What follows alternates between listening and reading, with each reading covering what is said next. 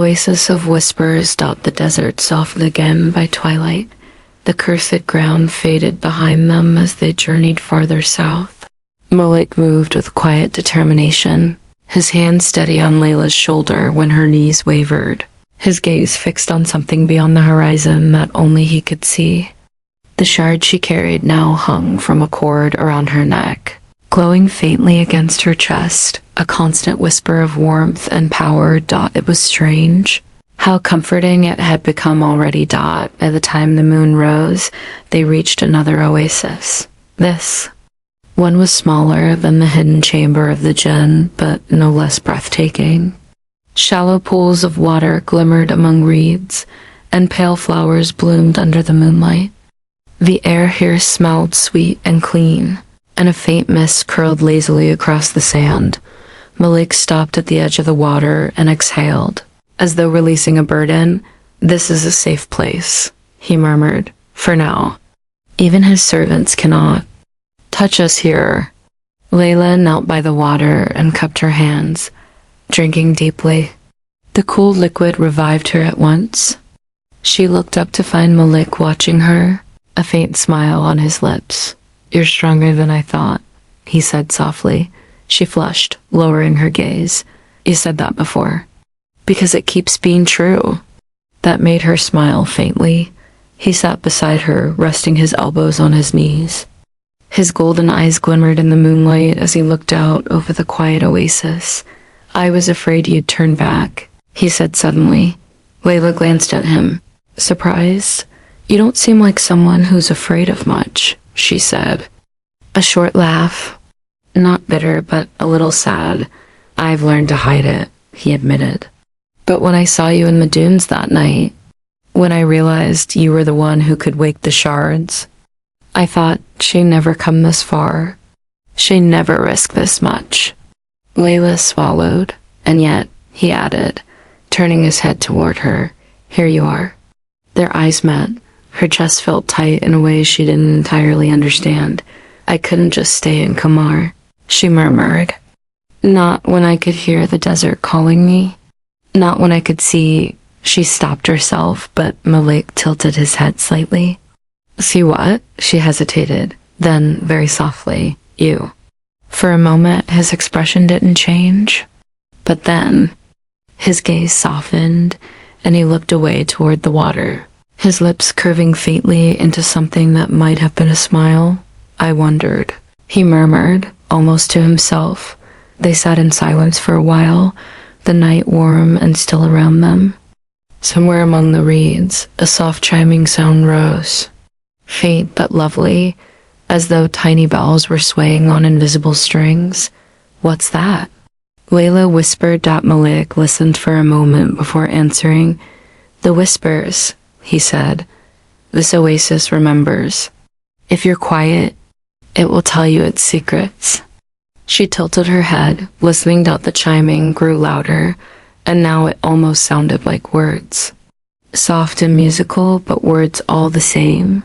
She hears us, the dreamer has come." Layla gasped, glancing at Malik. He only nodded. "You hear them too? Good. What are they saying?" "That you're welcome here, that you belong." Her heart fluttered strangely at his words. She hugged her knees to her chest, staring at the water.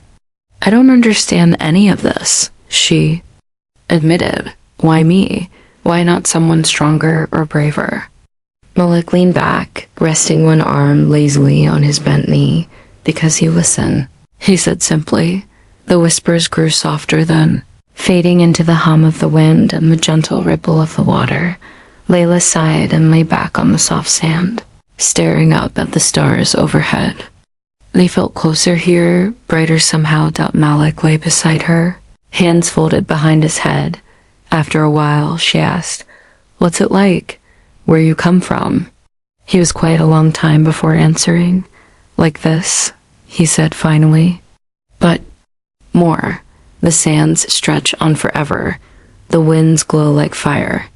The waters sing, and everyone there remembers who they are. No one forgets." Layla smiled faintly. "It sounds beautiful." It was. he said softly. Before the Sultan fell, something in his tone made her turn her head toward him.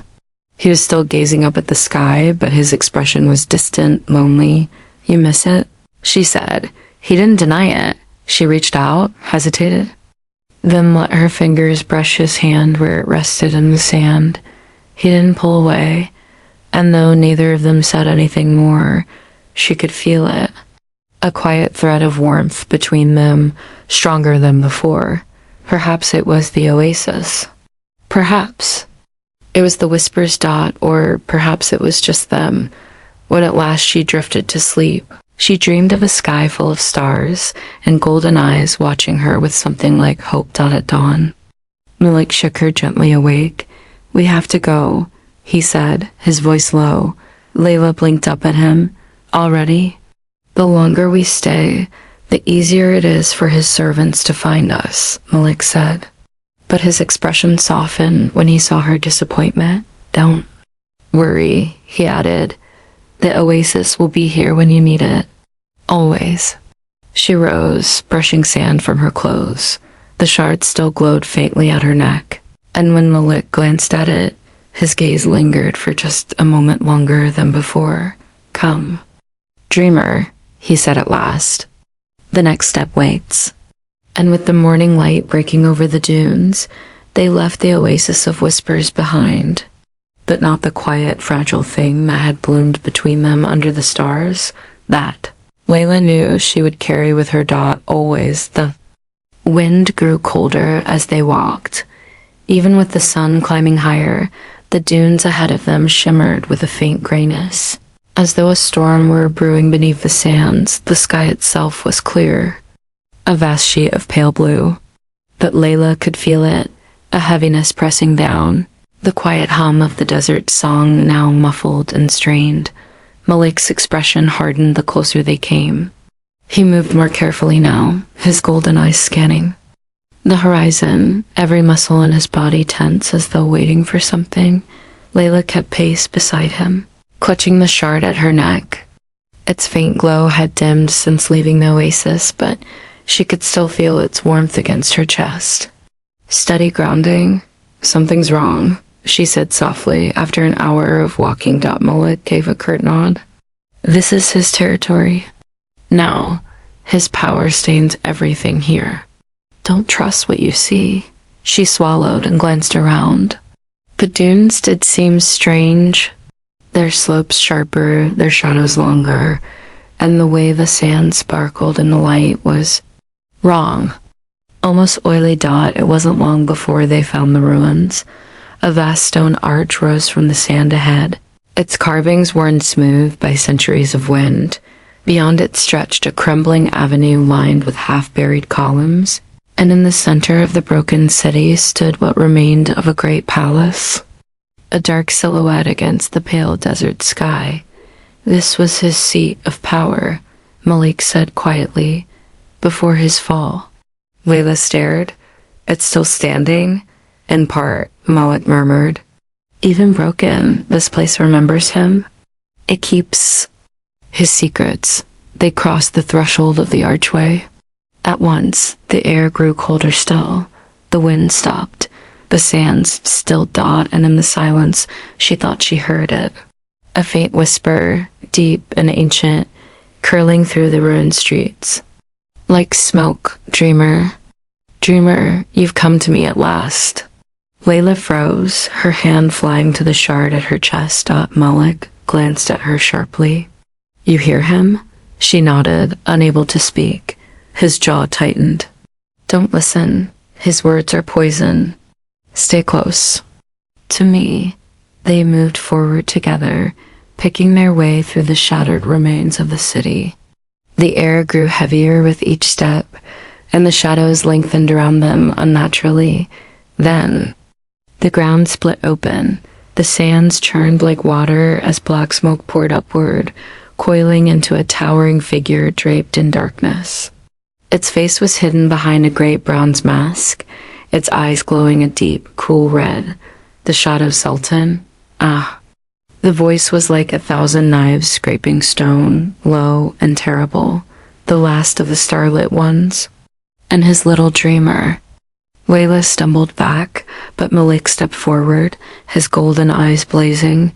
"You don't belong here," he said coldly. "Go back to your prison?" The Sultan laughed, a sound that rattled the stones beneath their feet.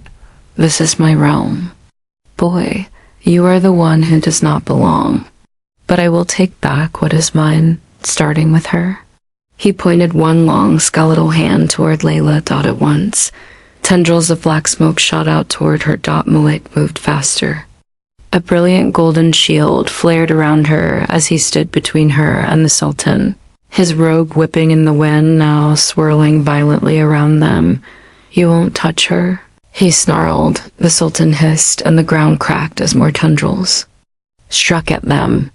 Malik deflected them one by one, his hands glowing brighter with each blow. But already Layla could see the strain in his face, the sweat beading on his brow.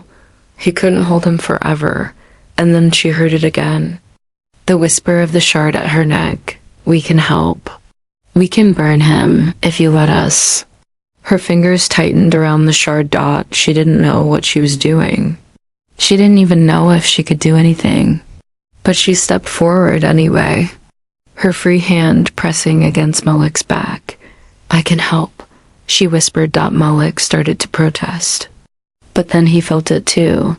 The shard flared white hot in her hand, its light spilling over him, over the golden shield, over the entire ruined square. The Shadow Sultan's laughter stopped. He roared in fury as the light struck him, searing through his smoke and shattering the tendrils. The palace walls around them cracked and crumbled as his form wavered. "No!" he howled, his voice rising into the storm. "This isn't over. You can't stop me, not forever." With one final burst of light, his form disintegrated into a storm of ash, scattering into the wains. Silence fell. The wind stilled again. Layla collapsed to her knees, the shard falling from her fingers, its glow fading back to a quiet blue dot. Malik knelt beside her at once, catching her before she could fall forward. "You did it," he murmured, his voice hoarse but full of something like wonder. You hurt him." She looked up at him, her breathing ragged. "I didn't even know what I was doing," she admitted. His lips curved faintly, and he reached up to brush a stray lock of hair from her cheek. "Doesn't matter," he said softly. "You did it." Their eyes met, and something passed between them then. Quiet, fragile, but undeniable. A bond. He helped her to her feet, his hand lingering at her back. "He'll return," Malik said after a long moment, his voice grim again. "This was just one of his tricks, but now he knows what you can do." Layla tightened her grip on the shard, feeling its faint pulse against her palm. "Then let him come," she said, surprising even herself. "We'll be ready." Malik's golden eyes glittered in the faint light, and for the first time since she had met him, he smiled. A real smile, full and unguarded. "You're braver than you know, dreamer," he said. As they walked out of the ruined city and into the open desert once more, Layla felt it too. Not just bravery, but something else. Something fierce and bright and alive. Something that would carry her all the way to the end of this journey, whatever that ends might be.